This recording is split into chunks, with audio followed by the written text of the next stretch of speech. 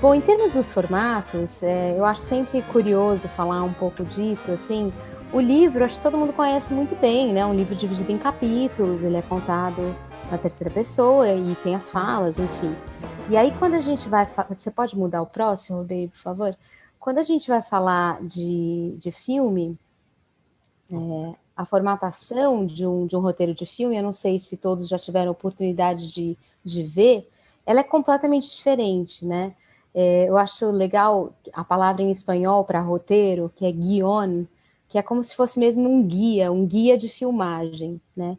Então, ela sempre tem essa primeira linha, que é essa que está grifada, int ou est, que vai dizer se a cena acontece dentro de um ambiente interno ou externo, e que ambiente é esse, e em geral fala assim, se é dia, se é noite, se é tarde, o que está acontecendo.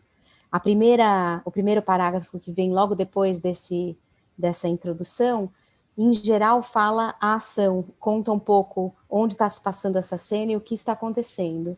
E aí as falas aparecem, como vocês estão vendo, tipo, children, às vezes tem uma linha de rubrica, que vai contar, por exemplo, se a pessoa ela vai dar essa fala ansiosa, insegura, com raiva, ou até às vezes entra alguma coisa, tipo, pegando a bola enquanto fala alguma coisa. Então, esse é um formato de um script de cinema.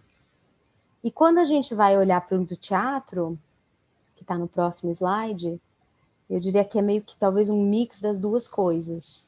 E varia muito. Eu e o Vitor, a gente se depara com roteiros muito diferentes, não é uma formatação estanque. Os de filme, se você manda um roteiro que está fora de formatação, um estúdio não vai nem ler o seu roteiro, porque já pressupõe que você não é do ramo, você não é da indústria, você não está escrevendo da forma que tem que ser escrita.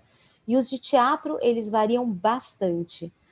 O do Charlie, que é o que a gente pegou aqui, que eu peguei só um pedacinho do original, ele tem também essa primeira linha que conta que cena é e onde ela acontece. Então, o primeiro ato no musical acontece, essa cena 1 acontece do lado de fora da fábrica. E aí vem também uma linha como se fosse de ação, que é essa pessoa que está olhando por detrás da fábrica. E aí tem uma diferenciação quando é texto e quando é música. Esse primeiro trecho, The Candyman, é uma primeira música, quem vai cantar é o Willy Wonka, e em geral eles colocam em caixa alta, quando é letra de música, para a gente não confundir com os diálogos. O texto que vem a seguir, que é My Name is Willy Wonka, aí você está vendo que já está em caixa baixa, e a gente já consegue entender que isso é falado e não cantado. Mas, como eu disse, a gente já recebeu texto de teatro de vários jeitos, né, Vitor? Nossa, de tudo. E a gente tem a tendência de reproduzir a formatação original, a não ser quando a formatação original é muito confusa, mas a nossa tendência geralmente é reproduzir. E alguns diretores, para quem a gente já fez adaptações, até às vezes pedem para tirar algumas linhas de ação, quando o musical não vai ser uma réplica perfeita do que aconteceu no exterior, porque ele nem quer que o ator leia aquilo, porque ele vai fazer diferente. Ele fala, não, tira todas as linhas de ação, para nem confundir o meu elenco, porque eu vou montar da minha forma e eu não vou querer que o cara entre dando cambalhotas e pule e dê uma... Ele E vai às fazer vezes outra pede para a coisa. gente tirar a intenção também, porque ele quer dirigir o ator, ele não quer que fique já dado para o ator. Também. Lembrando que isso só nos musicais, nas montagens que não são réplica, porque as que são Ah, sim. réplica seguem, inclusive, uma bíblia, que tem esse nome mesmo, que fala assim, vai dar 5 passos para a direita e dizer a fala tal, aí é muito específico e tem que reproduzir daquela forma, até porque os licenciadores costumam vir ao Brasil para checar se aquilo está sendo feito da forma correta, né? Então, no Charlie, na verdade, vai ser mais livre, né, Vitor? Foi uma criação bem mais orgânica, né? O diretor dirigiu a nossa adaptação e não a gente não teve que encaixar numa encenação pré-pronta, né? Pré-feita. Ele que na verdade montou com a nossa versão. Então é muito Exato, teve mais só gostoso assim. até umas curiosidades, assim, porque, em geral, quando a produção contrata diretores americanos, eles, obviamente, não sabem inglês, E às vezes a Português. gente não sabe português, às vezes a gente muda a letra, né? Na adaptação musical a gente acaba mudando algumas coisas, e às vezes algumas coreografias estão muito grudadas à letra. Então aí o diretor fala assim, tá, mas o que a letra está dizendo para eu fazer uma coreografia que vai condizer com a letra em português nova? E às vezes eles nos pedem até para voltar ou mudar alguma coisa, porque a coreografia pede alguma coisa que a gente não colocou na letra, ou até no Charlie aconteceu, né? A cena da coisa dos cavalos, lembra, Vi? Sim, mas era uma ideia dele. Ele tinha pensado numa encenação, vendo o texto em inglês e viu que a gente não colocou a referência que ele queria e pediu para a gente colocar de volta porque era uma imagem que ele já tinha fixado na cabeça e aí a gente acata, né? Porque é a visão do diretor. A gente tem que atender. No Billy Elliot a gente teve bastante coisa para mexer, né? Porque ele é muito na coreografia. Mas aí E a coreografia do Billy era original. A direção era nova, mas exato. a coreografia era a original, então não tinha como fugir. Então a gente aprendeu muito sobre passos de dança, todos os nomes de todos os passos de Todos. dança. Cada musical que vem a gente aprende sobre todo um universo novo. Acho que a gente até pode Sempre. entrar nisso agora, né? Já é o Vamos, próximo tema? já é Então sim. Vamos bora. lá. Tá, a gente estava falando já um pouco disso, né? Cada musical que a gente recebe para adaptar nos traz um universo todo novo que a gente acaba fazendo toda uma pesquisa antes de começar a trabalhar, né?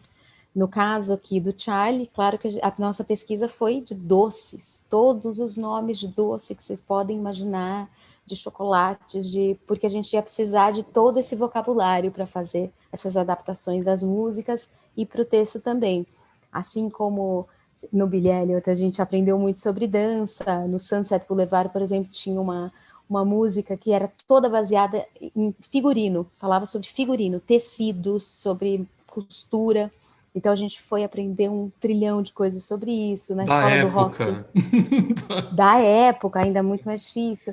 Na escola do rock, por exemplo, a gente apelou para todos os nossos amigos músicos para explicar para a gente como era o nome dos pedais, pedaleira de guitarra, essas coisas que a gente, né, não sabe. Então, é muito legal, assim, eu confesso que é uma parte que para a gente é muito, entusiasma muito, porque você aprende sobre muita coisa.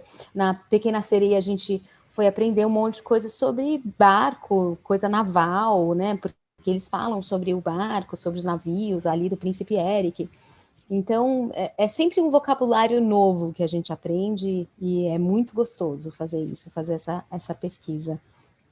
Então, aqui a gente pôs um exemplo, né?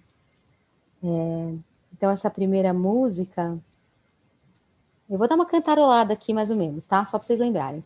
É aquela Who can take a sunrise, sprinkle it with dew, cover it in chocolate and a miracle or two. E o que acontece quando a gente faz adaptação musical é que a gente tem que seguir muitas regras, né? Então tem um número de notas que se traduz no número de sílabas, tem a prosódia, que a gente vai conversar daqui a pouquinho, um pouquinho mais, e tem as rimas. Então, dificilmente a gente consegue fazer uma tradução literal, até porque o inglês é sempre muito conciso e o português é muito prolixo. Então, a gente pega um pouco ali do espírito da música e tenta ao máximo ficar bem próximo do original. Nesse caso ficou: quem pega um suspiro, cobre com glacê, bota, faz de conta e transforma num pavê. Então aqui tem glacê, tem pavê, tem suspiro. E o A gente suspiro costuma, com esse duplo sentido, né? Do suspiro. claro, exato. Então a gente costuma fazer uma lista assim de termos que a gente vai poder usar e a gente vai encaixando, vai encaixando. Chega no final a gente fala o que a gente não usou e a gente ainda volta e vê se a gente consegue pôr mais um pouquinho, né? Conta um pouco, baby. Então, o que é essa coisa da gente selecionar todos os doces que a gente gosta, todo doce que dá para fazer rima, né? O que dá para rimar pavê com glacê, então guarda isso. E então aqui o Charlie, na verdade, foi uma delícia poder fazer essa. Aqui seria uma pesquisa, mas na verdade a gente quase já sabia, né? A gente só foi relembrar quais eram os doces da nossa infância, os doces que a gente gosta. Então aqui eu botei uma outra música que tem uma coisa diferente, ó. For Grandpa Joe and his Georgina, something not in any store. Some pillows made from marshmallows to keep the noise down when they snore. For Grandpa Joe, who soon is turning 91, 90 1/2, a joke book made from jelly beans, 'cause he just loves to laugh. A melodia está voltando na minha cabeça. Para os meus avós, Jorge e Georgina, um presente original. Um travesseiro de pudim que abafa o ronco do casal. Pro meu vô Joe que nunca vai perder seu bom humor. Um livro de piadas com jujubas multicor. Então, assim, o sentido tá basicamente o mesmo, mas a gente mudou, né? Não é marshmallow, é pudim. E aí a gente conseguiu botar, né, o Jelly Beans, a gente bota jujubas, multicor, um livro de piadas. Então, vê como a gente consegue manter o sentido original fazendo as rimas todas e trazendo os elementos, né? Por exemplo, o pudim, uma coisa bem brasileira, né? Então, dá um pouquinho a ideia aqui de como é que a gente encaixa essas nossas referências. E aqui, de novo, 2 exemplozinhos de coisas que a gente foi colocando, né? Aqui essa referência no inglês, né? Não sei se todo mundo fala inglês, está todo mundo entendendo aqui, mas, por exemplo, through the months and the years, other dull chocolatiers met their fate in the monster's saliva, né? Que aí, durante meses e anos, outros chocolateiros sem graça encontraram seu destino fatal aqui, no caso, na saliva do monstro. Por Sr. Ghirardelli now lines Monster Belly with Herr Lindt and Lady Godiva. Né? E o pobre Sr. Ghirardelli agora está na barriga do monstro com o Sr. Lindt e a Lady Godiva, que são marcas de chocolate, Ghirardelli, Lindt e Godiva, que é Willy Wonka contando, né, que esses chocolateiros eles morreram quando entraram nessa selva atrás de cacau. E então, o que a gente pensou? O que a gente pode fazer para trazer uma coisa brasileira, mas ao mesmo tempo não botar marcas, porque também é uma questão, mas botar nomes que as pessoas no Brasil conhecem. Então, aí, por anos a fio, muita gente sumiu, devorada num grande conflito. Não deixaram vestígio, Senhora Prestígio, Seu Lolo e até Seu Choquito. Então, aqui a gente traz essas referências, que todo mundo conhece esses chocolates, todo mundo vai rir. E isso é uma coisa que na Back Translation a gente explica, são chocolates famosos brasileiros. E aqui uma solução que a gente achou de uma piada, né, que é I agreed and we shook with a chocolate shake, né? Eu concordei e aí nós demos um cumprimento, né, de mãos, só que aqui ele não fala só um cumprimento de mãos, usa shake, né, que é cumprimentar, né, quando você cumprimenta, mas também no sentido de milkshake, né, um milkshake de chocolate. E é um duplo sentido que a gente não conseguiria fazer de jeito nenhum. Então a gente tinha uma rima com ao lá em cima, então a gente fez e brindamos no fim com o licor de cacau, né? Então uma outra maneira de contar que eles chegaram num acordo. E aí a gente prepara o resto da música para isso fazer sentido.